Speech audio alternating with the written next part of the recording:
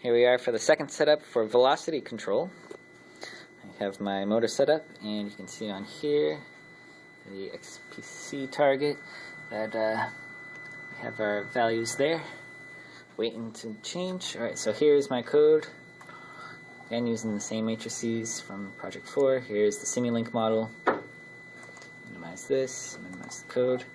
Alright, so right now we have it to 0 rotations per second. If I go ahead and I change that to 1 rotation per second, you will now see a rotation of 1 per second. And you will see the output on the screen as well, that we are shooting for a 1 rotation. And the pink one, we are getting a 1 rotation per second. So if I go ahead and switch that then to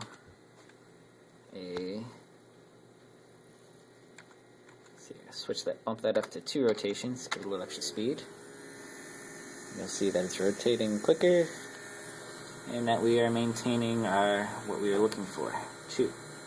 We haven't hit our saturation limit yet, which for this motor is going to be just under 10 volts, so it's going to be around 9.9-ish.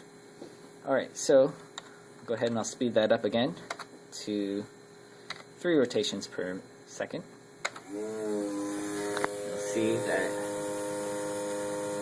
that's what we're aiming for. We're still getting it. We haven't hit our saturation point, which will be displayed down here. It's the blue number, that's how many volts we're getting. Alright, so let's switch that up to 4. We are now getting pretty close to our saturation limit. We're tinkering right between 8 and 9 volts. And as you can see, we are still shooting at 4 rotations per second. Alright, now let's bump it up to 5, and we should be reaching our saturation point. Alright, so spinning. See that we are a little lower than 5, and the yellow on the bottom there, our error is increasing because we can't quite make 5 rotations per second because we hit our saturation limit for the voltage. Alright, so let me go ahead and make it a really big number. Let's do 9, and you can see that our error is increasing very quickly now. I'll go ahead and I'll switch that back to 1, and you should see the error come back down. Alright, so we're there. We're trying to bring our error down. It's coming down. Alright, so now we hit it, and it is now adjusting to keep at 1 rotation per second. Now, I'll show you a negative value.